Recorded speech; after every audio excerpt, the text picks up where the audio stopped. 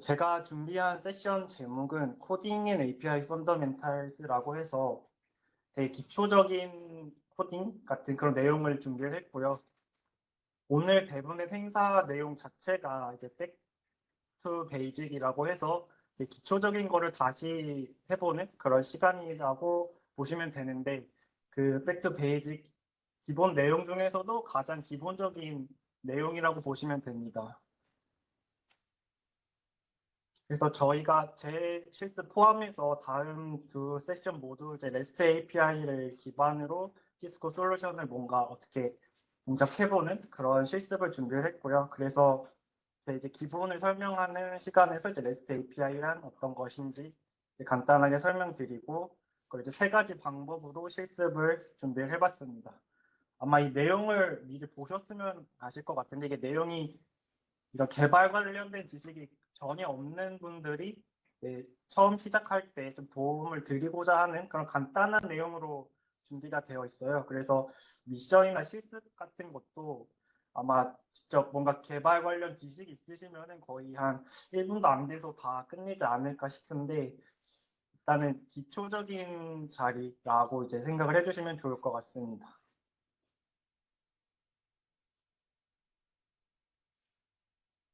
그래서 먼저 이제 저는 네트워크 엔지니어 입장에서 왜 이런 프로그래밍 관련된 지식을 배우고 또 왜 API를 사용해야 되는지 이런 걸 먼저 설명을 먼저 해드리고 싶어서 이 장표를 넣어봤습니다.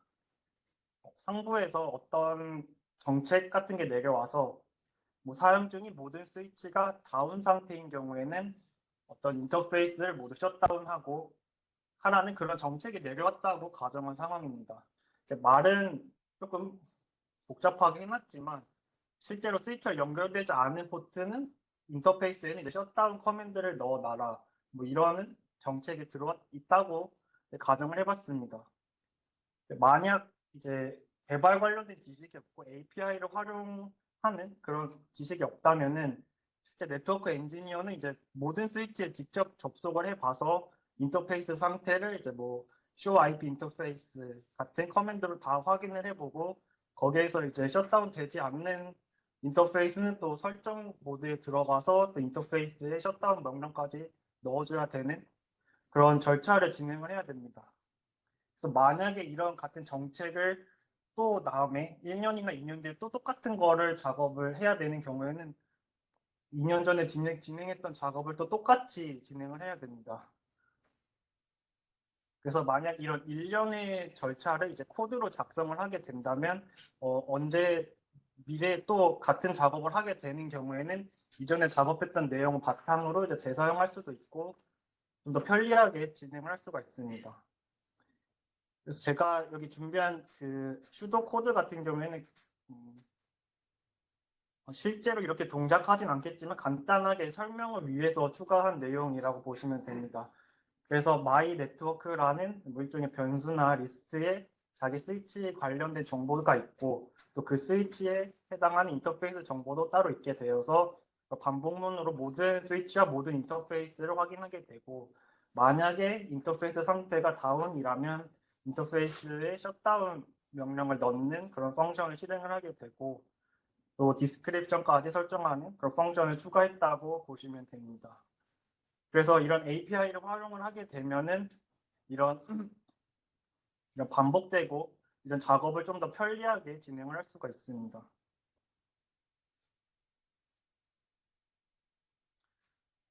그래서 먼저 REST API를 자꾸 언급드렸는데 그중에 API의 I에 해당하는 게 인터페이스입니다. 그래서 이거를 먼저 설명을 드리고 싶은데요.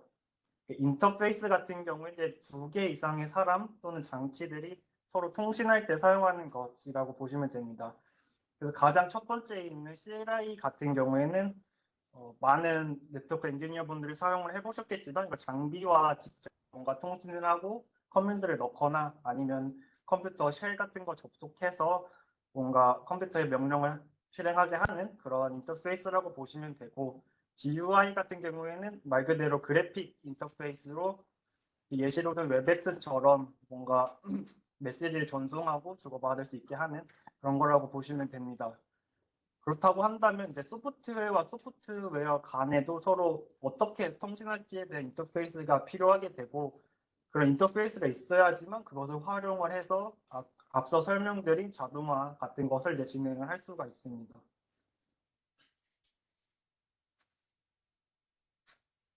그래서 소프트웨어 간의 통신을 지원하는 인터페이스가 API라고 해서 어플리케이션 프로그래밍 인터페이스입니다. 예를 들어 전기차 충전소를 찾아드는 그런 앱을 개발한다고 가정을 해보겠습니다. 현재 사용자의 위치를 바탕으로 가장 가까운 곳을 추천하는 그런 앱을 만들려고 한다고 했을 때 앱 개발하는 사람 입장에서는 그 지도 관련된 기능들까지 일일이 다 개발을 하려고 하면은 시간도 많이 들고 본인이 집중하려고 하는 어떤 추천 알고리즘이나 이런 거에 집중을 잘 못하게 됩니다. 그래서 이러한 경우에는 이미 맵 관련된 API를 제공하고 어떤 소프트웨어를 제공하는 쪽에서 제공하는 API를 활용을 해서 원하는 앱의 기능을 추가하게 된다면은 본인이 개발하려고 하는 기능에 더 집중할 수도 있고 또 빠르고 편리하게 작업을 할 수가 있습니다. 또 그렇기 때문에 이제 이런 API를 제공하는 측에서는 다른 사람들이 사용할 것을 이제 감안을 해서 각 API들이 이제 명확하게 정의해야 하고 또 일관성 있게 접근할 수 있게 그런 기능을 제공을 해야 됩니다. 그리고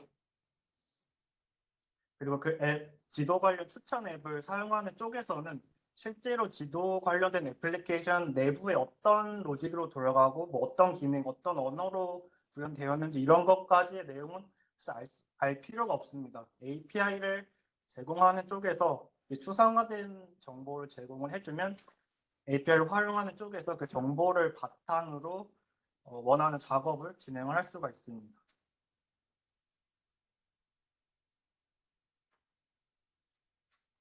네, 그래서 그 API 중에서 저희가 이제 실습에서 사용할 건데 REST API이고요.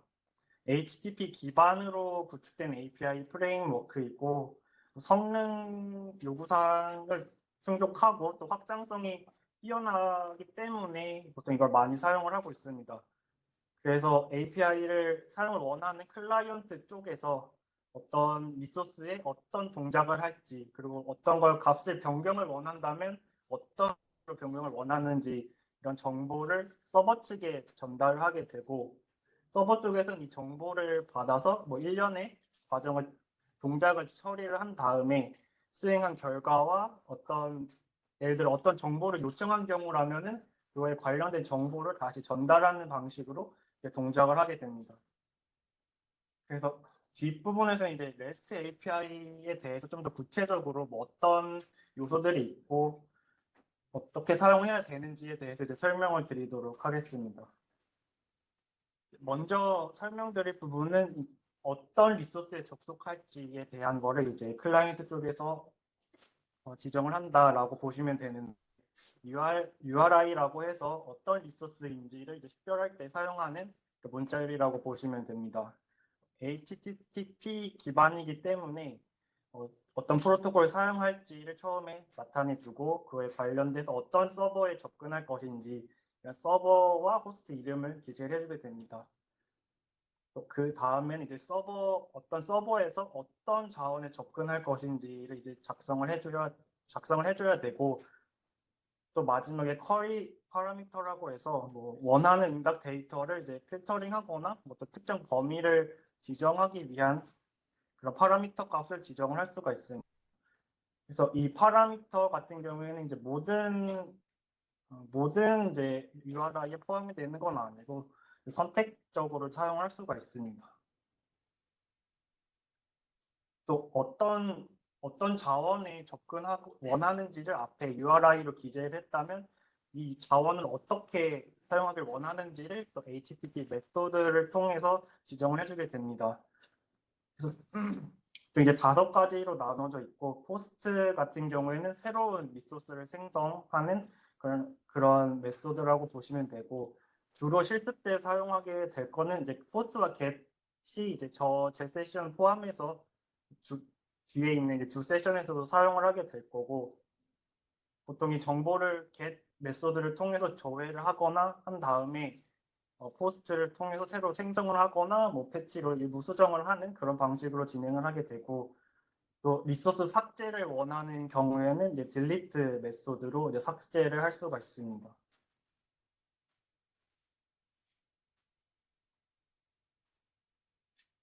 네, 또 추가적으로 HTTP 그 REST API 리퀘스트를 보낼 때 그 보내는 데이터의 형식이 어떤지를 또 지정을 하게 되어 있습니다.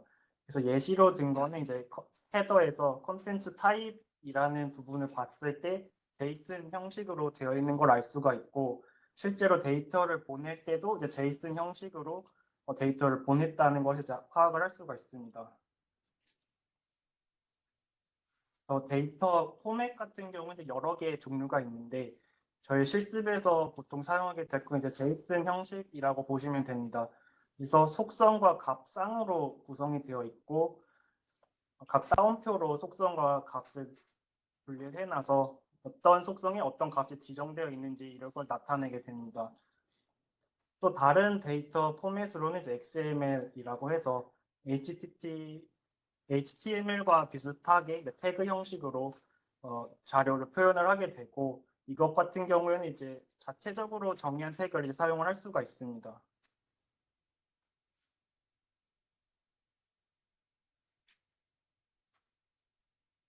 또 방금까지 설명드린 부분은 이제 보통 클라이언트에서 서버로 보낼 때 어떤 자원을 어떻게 하길 원하는지, 데이터 포맷은 어떤 걸로 보낼지를 정의를 했다면, 이 상태 코드 같은 경우에는 리퀘스트를 처리한 서버 측에서 어떻게 했는지, 결과가 어떻게 나왔는지를 이제 전달해주는 내용이라고 보시면 됩니다. 그래서 보통 어떤 프로그래밍을 하거나 아니면 네트워크 관련돼서 커맨드를 치거나 했을 때 뭔가 잘못되거나 에러가 났을 때는 어떤 응답이 있어야지 그거를 바탕으로 트러블 슈팅을 하거나 뭐가 잘못되는지를 파악을 할 수가 있잖아요. 그것처럼 이제 서버 측에서 이 보내준 상태 코드를 보고 어떤 게 잘 수행이 됐는지 아니면은 어떤 게 잘못되었는지 이제 파악할 수 있게 됩니다. 그래서 앞자리가 100의 자리 숫자가 2인 경우에는 이제 정상적으로 처리가 되었다라고 보면 되고, 201 같은 경우에 이제 포스트 리퀘스트 같은 걸로 이제 제대로 생성이 된 경우라고 보시면 됩니다.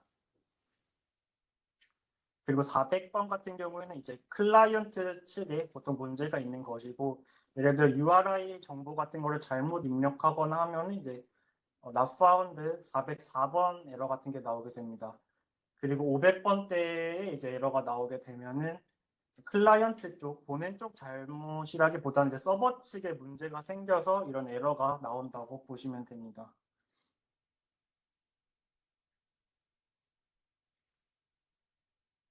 네, 그래서 REST API가 어떤 요소들이 있고 어떤 정보를 주고 받는지에 대해서 설명을 드렸는데, 구체적으로 어떤 URI에 접근해서 어떤 동작을 할 수 있는지는 이제 각 솔루션 만든 개발자 측에서 이걸 제공을 해줘야 그걸 보고 그걸 맞춰서 API를 활용할 수가 있습니다. 그래서 시스포 같은 경우에도 이제 developer.cispo.com이라는 사이트에서 관련된 API 정보를 제공을 하고 있습니다. 보통 카탈리스트 센터라든지 웹엑스 같은 API를 이제 웹에서 디벨로퍼 사이트에서 확인을 할 수 있고 직접 실행할 수도 있게 되어 있습니다.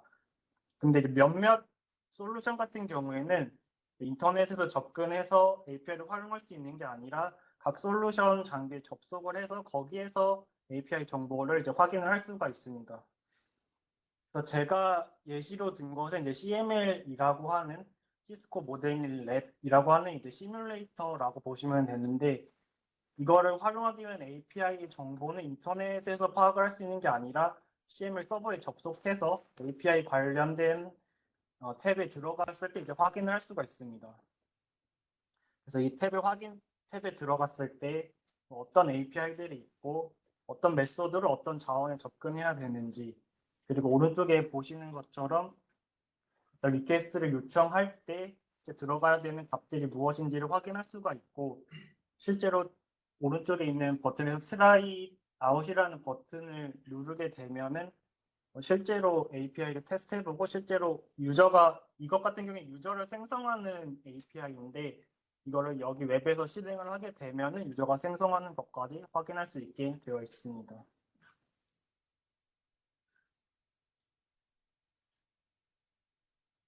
그래서 제가 지금까지 설명드린 건 REST API에 대한 기본적인 아주 기본적인 내용들을 설명드렸고 이제부터는 이제 API를 직접 활용해보고 실행해보는 그런 실습 시간을 준비했습니다.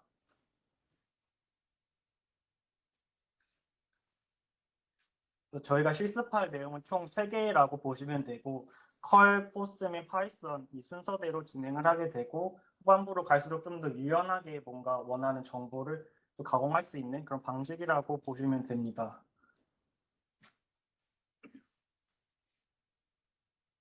그리고 사용할 API 같은 경우에는 저는 시스코 관련 API를 사용하는 게 아니라 백오브 카드라는 API를 이제 사용을 하게 됩니다. 이 API 같은 경우에는 이제 카드 관련된 덱을 뭐 만들거나 카드를 섞고 뭐 뽑는 거 그런 기능들을 제공하는 API라고 보시면 되고 실습을 하실 때 카드 덱을 생성하고 카드를 몇 장 뽑는다든지 이런 API를 호출하는 그런 실습을 진행하시게 됩니다.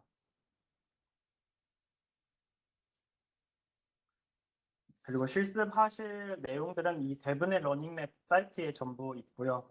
이 사이트에 접속을 하셔서 여기에서 이제 명령을 입력하거나 파이썬 명령 실행하는 실습을 진행하시게 됩니다.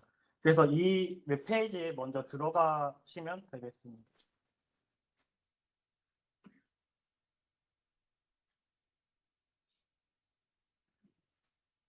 그래서 접속하시고 나서 그 오른쪽 챕터 중에 Hands on with REST API라는 챕터에 들어가셔서 그 네 번째 있는 항목에 들어가시게 되면은 오른쪽에 이제 터미널하고 이제 텍스트 에디터가 나오게 됩니다. 그래서 저희가 제 실습 시간에 진행할 내용은 모두 이 오른쪽에 있는 터미널하고 텍스트 에디터에서 이제 진행을 하시게 됩니다. 그래서 지금 이 사이트에 접속하셔서 이 화면까지 한번 같이 진행해 보도록 하겠습니다.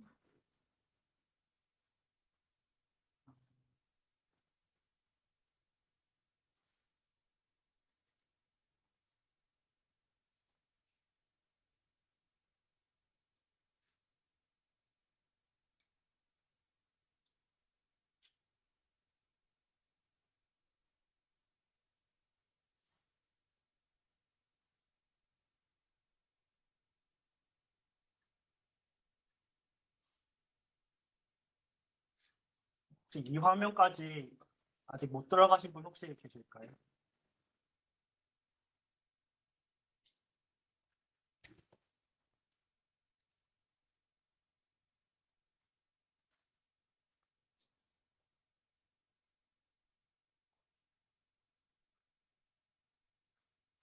저희가 사용할 그 백오브 카드 API 같은 경우도 PPT에 내용을 설명해 놓긴 했는데 좀 더 구체적인 내용을 이제 미션 하실 때 좀 필요하실 수가 있어서 이 API도 하나, 이 관련된 사이트도 하나 열어놓고 확인해 보시는 게 좋을 것 같습니다.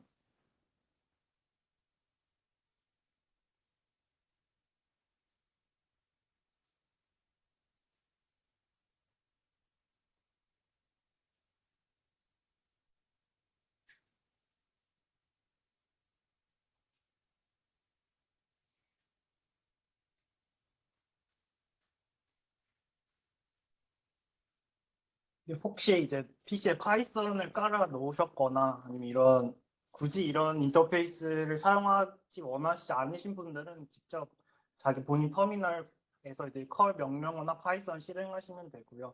제가 준비한 세션은 그런 환경에 그렇게 영향을 받지 않기 때문에 뭐 파이썬으로 뭐 리퀘스트 모듈만 사용하고 명령어도 컬 정도만 사용하기 때문에 뭐 원하시는 경우에는 본인 그 커맨드 라인에서 진행을 하셔도 됩니다.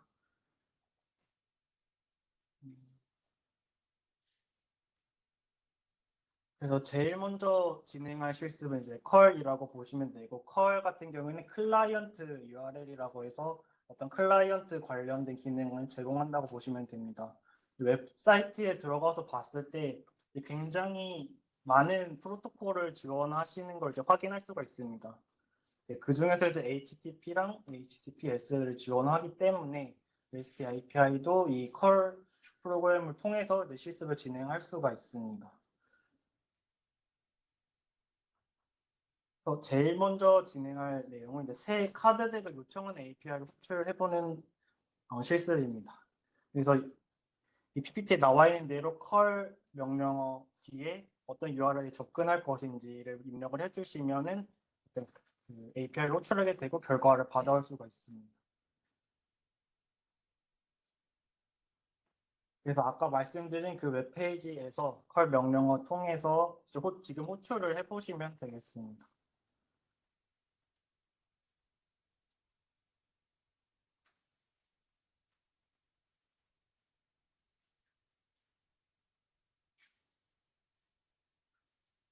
혹시 여기까지 진행 다 되셨을까요? 진행 안 되신 분들 계시면은 뒤에 계신 헬퍼분들한테 문의 주시면 이제 바로 도움을 주실 겁니다. 이 러닝랩 사이트 들어오셔서 제가 말씀드린 그 네 번째 그 핸즈온이 REST API 챕터 들어오시고 거기 세 번째 있는 Some REST API example에 들어오게 되면은 이런 화면이 있을 겁니다. 그래서 제가 말씀드린 실습 내용이 다 여기 있는 내용이에요. 만약 그래서 여기에 이 execute 터미널 이 버튼을 누르게 되면은 바로 오른쪽 터미널에 바로 커맨드가 입력이 돼서 좀 편리하게 작업을 하실 수가 있습니다. 또 그 밑에 있는 그 명령어 같은 경우에는 방금 호출한 API 결과를 JSON 파일 좀 JSON 결과를 좀 더 이쁘게 보여주는 그런 파이프라인을 통해서 좀 더 이쁘게 보여주는 그런 커맨드라고 보시면 됩니다. 그래서 이 결과를 보셨을 때 뭐 덱 아이디하고 뭐몇 장이 총 남았는지 그리고 덱이 섞여 있는지 여부 등을 이제 리턴을 하게 되고 여기 있는 덱 아이디를 활용해서 그 다음에 있는 미션을 이제 진행을 하시게 됩니다.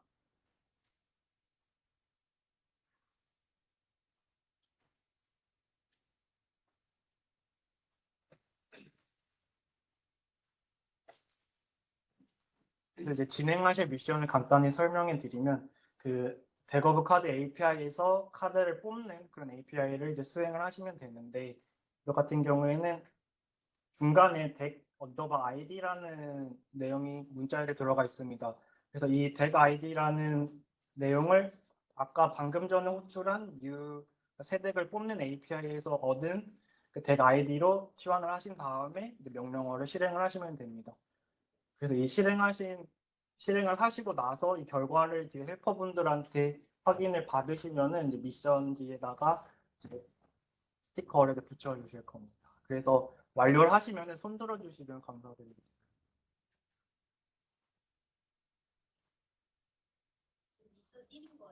네.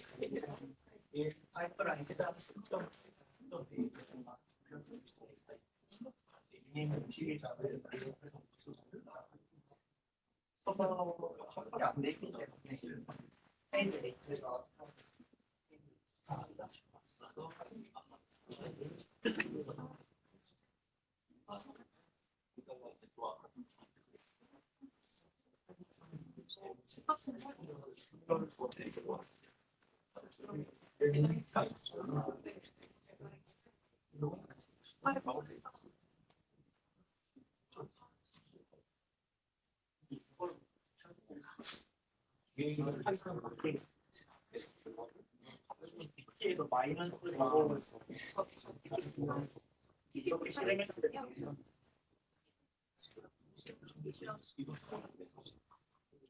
좀 카피에 비슷하시면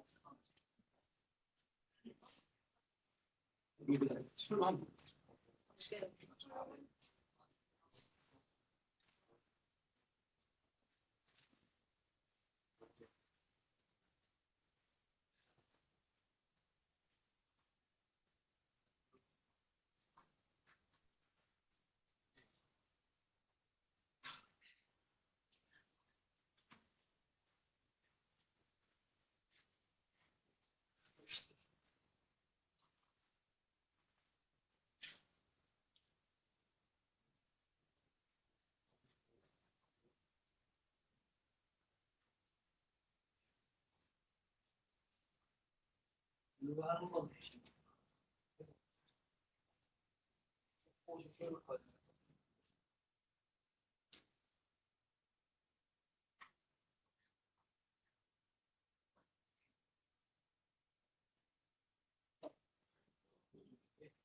제이슨을 추리하는 제이슨 추리하는 거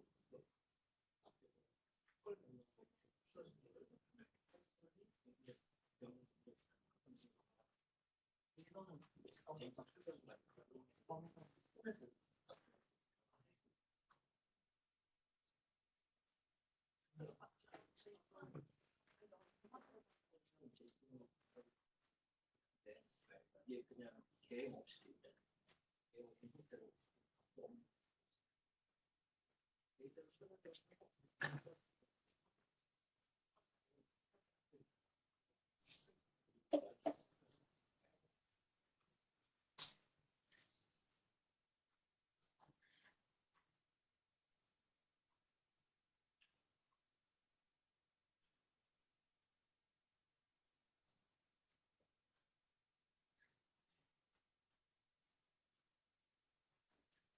접근하고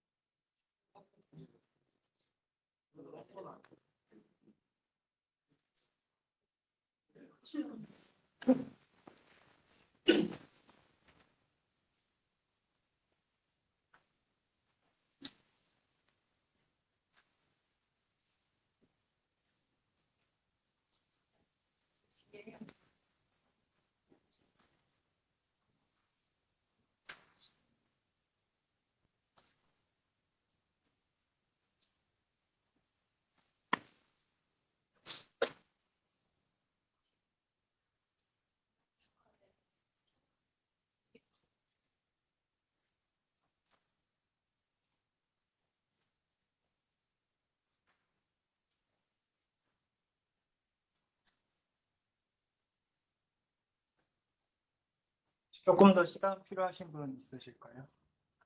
아직 다 진행 못하신 분 계신가요, 혹시?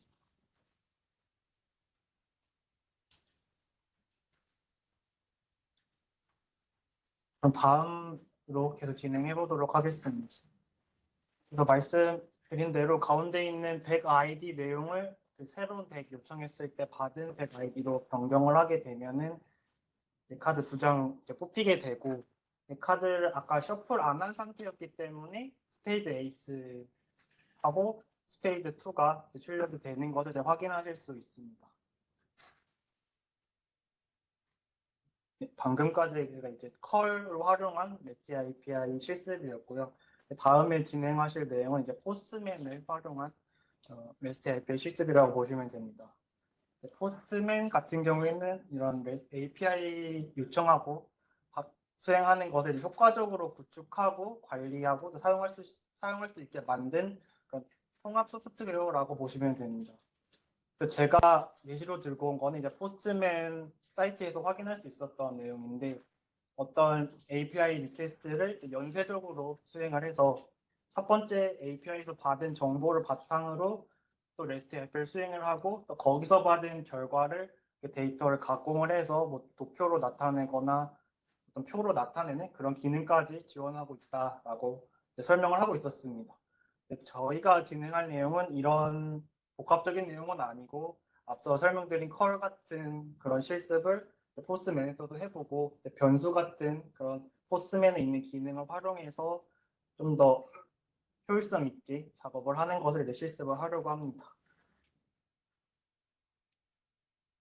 포스맨의 주요 특징 중에 하나가 이제 컬렉션이라는 건데, 간단하게 말해서 아까 실행한 리퀘스트 같은 거를 폴더에 저장을 해놓고 나중에 필요하거나 할 때 다시 반복해서 실행할 수 있게 만드는 그런 기능이라고 보시면 됩니다. 그래서 컬 같은 경우에는 필요할 때마다 커맨드를 다시 찾아서 하거나 다시 입력을 해야 되는 경우가 있는데, 이 포스트맨에서 컬렉션을 저장을 하게 되면은 이제 필요한 경우에는 이제 컬렉션에서 다시 찾아서 다시 수행하는 방식으로 이제 진행을 하실 수가 있습니다. 그래서 이런 컬렉션 같은 거는 이제 다른 사용자와 내용을 공유해서 좀 더 협업하기도 좋게 되어 있습니다. 이제 두 번째 기능 중에 하나가 environment 기능인데, 리퀘스트에서 사용할 변수를 이제 지정할 수 있는 그런 내용이라고 보시면 됩니다. 그래서 만약에 저희가 세 번째 실습에서 SD-WAN 실습을 하게 되는데, 만약에 그 컨트롤러에 대한 IP가 변경이 된 경우에, 예를 들어 아까 전에 이 컬렉션에서 총 7개의 리퀘스트를 저장해 놨는데 IP가 변경이 되었다면 각 7개 리퀘스트마다 다 들어가서 IP를 수정을 해야 되는 일이 생길 수가 있습니다. 근데 만약 이 IP 정보를 변수로 지정을 하게 되면은 인바이러먼트에 있는 IP 주소값만 변경을 하게 되면은 7개의 리퀘스트에 대해서 뭐 일괄적으로 다 수정이 된다라고 보시면 됩니다. 만약 이 변수에 사용할 항목이 좀 더 중요한 정보여서 외부에 노출되지 않았으면 하는 경우에는 이제 타입을 시크릿으로 변경을 해서 이제 마스킹도 이제 처리를 할 수가 있습니다. 그래서 포스트맨 같은 경우에는 이제 컬렉션을 활용하는 게 저희 같이 진행할 실습이고, 그 다음에 인바이러먼트를 활용하는 게 미션이라고 보시면 됩니다. 그래서 컬렉션을 초기 설정하는 걸 이제 제가 준비를 했는데 이거를 같이 진행을 해보시면 될 것 같습니다. 그래서 포스맨을 실행을 해 주시고 실행을 하시면 아마 지금 이런 화면일 거라고 봅니다. 이게 네.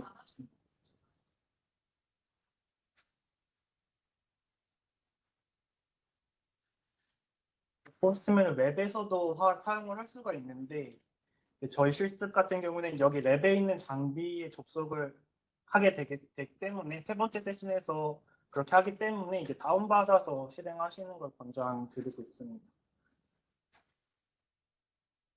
그래서 컬렉션을 여기서 만드시면 되는데요. 크리에이트 컬렉션 클릭을 하셔서 만드시고 이름까지만 변경하시면 될 것 같습니다.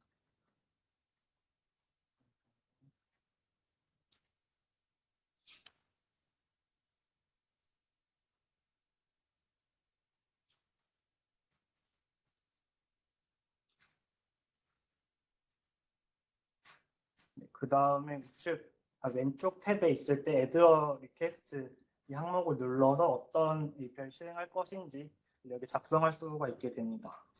그래서 여기에 저희가 실습할 내용은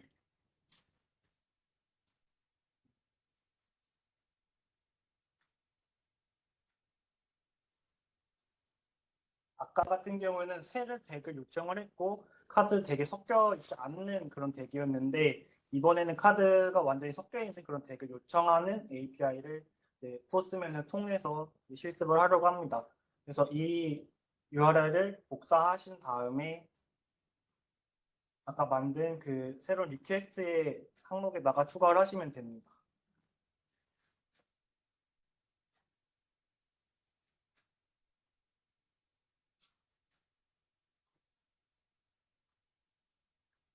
가운데 있는 URL 여기 입력하는 곳에다가 URL 입력을 한 다음에 URL 이름, 리퀘스트 이름도 변경하고 저장해 주신 다음에 샌드를 누르셔서 실행되시는 걸 이제 확인하시면 되겠습니다.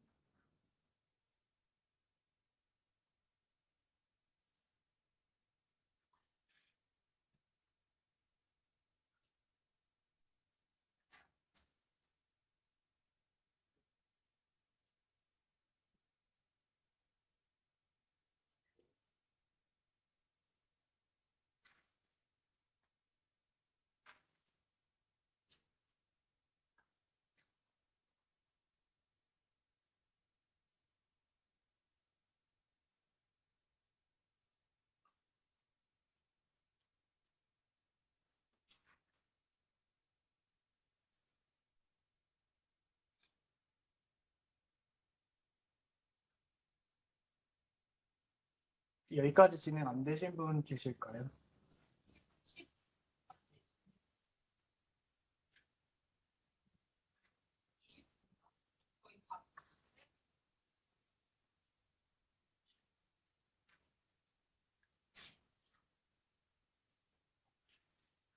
요 이장표까지 진행을 하시면 됩니다. 그래서 카드를 뽑았을 때 아까 같은 경우는 셔플드 값이 펄스였는데 여기서 true로 바뀌어 있는 걸 이제 확인하실 수가 있습니다. 아까 실습과 마찬가지로 덱 아이디를 이제 따로 저장을 하셔서 이제 진행을 하시면 됩니다.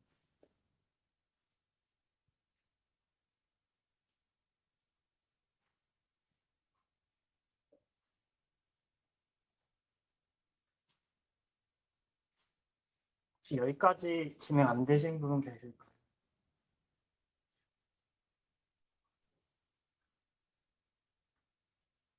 혹시 좀 놓치거나 하시면은 뒤에 계신 헬퍼분들한테 문의 주시면 이제 빠르게 도와주실 겁니다.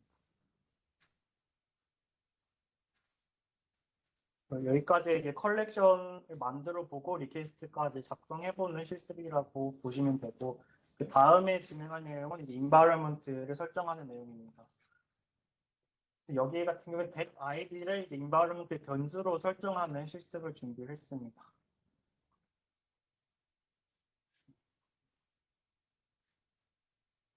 그래서 이전에 컬러 실습했던 것과 마찬가지로 카드 2장 뽑는 리퀘스트를 수행을 할 거고요. 그 중에 가운데 있던 덱 아이디라는 항목을 이제 변수로 변경을 해서 활용을 하는 그런 내용이라고 보시면 됩니다. 이것도 마찬가지로 아까처럼 add request 커맨 그 버튼을 누르셔서 새로 리퀘스트를 만드시고 그래서 카드 2장을 뽑는 URI를 이제 가운데 입력하시면 됩니다.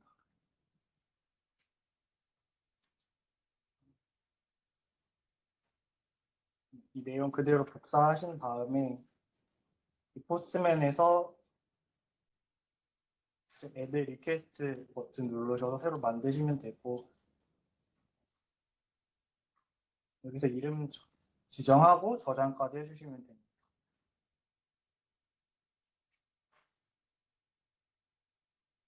또 만약 이 상태로 실행을 하게 되는 경우에는 이 지정이 안 돼 있기 때문에 404번 에러가 나오게 되고 또 자원을 찾을 수 없다라는 에러를 받게 됩니다. 이 덱 아이디를 이제 대괄호로 처리를 해서 변수로 이제 지정을 해두도록 하겠습니다. URI에 있는 덱 언더바 아이디라는 항목을 대괄호로 지정을 하면 변수로 바뀌게 됩니다. 이제 변수로 바꾼 상태에서 실행을 하셔도 이제 변수에 대한 값이 지정되어 있지 않기 때문에 이제 똑같은 에러가 나오는 걸 이제 확인하실 수가 있습니다. 그래서 environment에 들어가서 이제 변수를 또 설정을 해주도록 하겠습니다. environment 같은 경우는 가장 왼쪽에 있는 탭에서 컬렉션 밑에 있는 environment를 클릭해 주시고 또 여기서 create environment 버튼을 누르셔서 environment를 생성하시면 되겠습니다. environment 이름도 변경해 주시고 저장해 주시면 됩니다.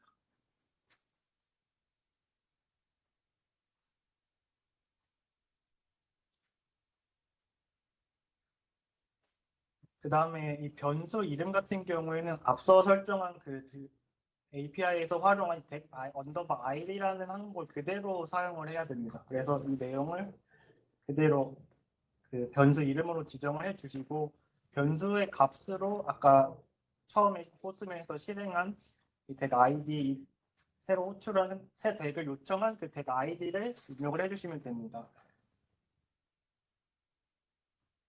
또 덱 ID를 복사를 해서 여기다가 입력을 하신 다음에 저장까지 꼭 해주셔야 됩니다.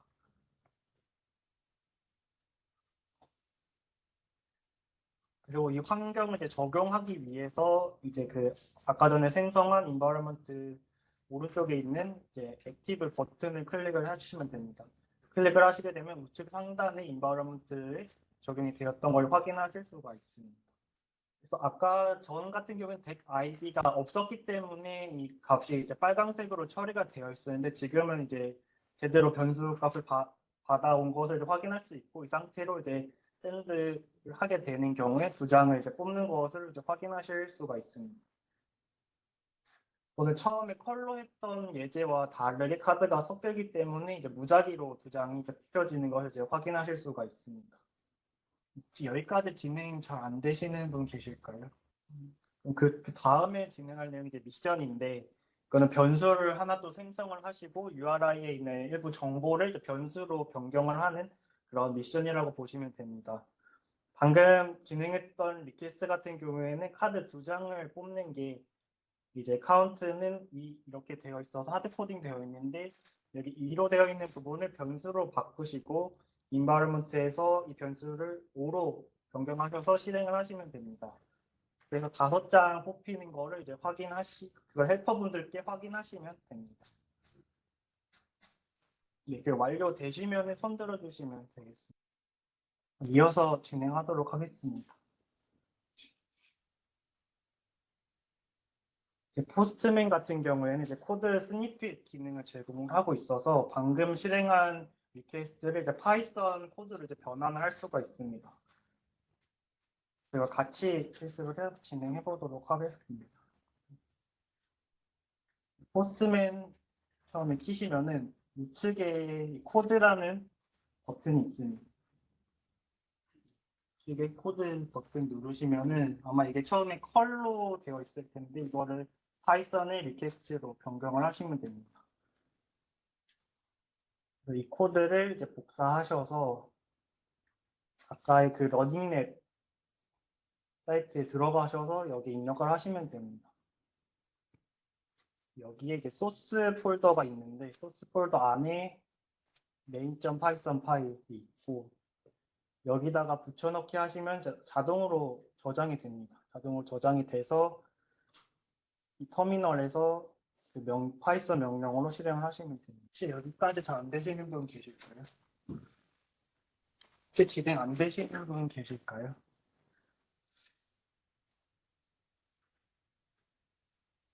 그래서 이어서 진행을 하면 아까 포스맨 같은 경우에는 이제 덱 아이디를 변수로 지정을 했었는데 파이썬 이제 코드로 바꾸고 나니까 변수가 아니라 이제 그 값이 바로 들어가 있는 걸 확인하실 수 있습니다.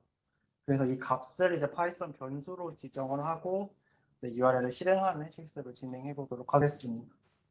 그 위에 이제 덱 id라는 변수를 저는 만들어 줬고 변수 이름은 자유롭게 하셔도 됩니다.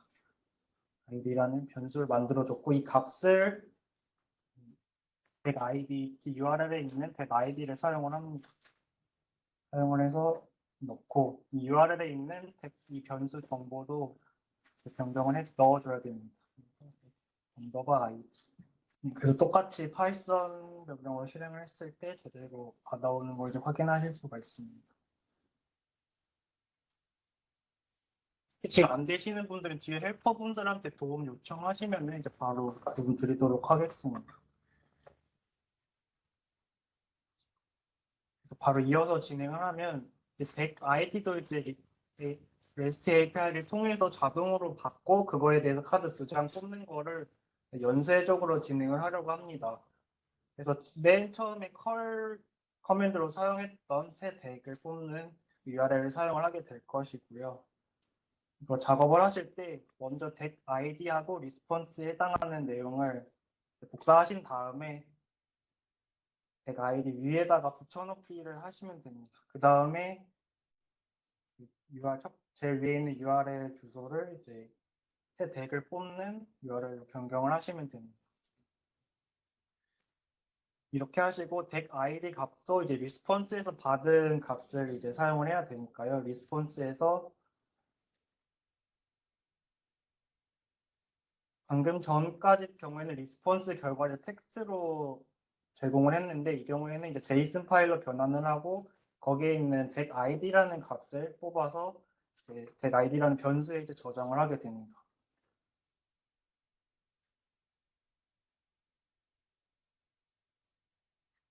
이렇게 진행을 하셨을 때 이제 새 덱을 뽑고 거기서 2장 뽑는 것까지 이제 진행을 하실 수가 있습니다.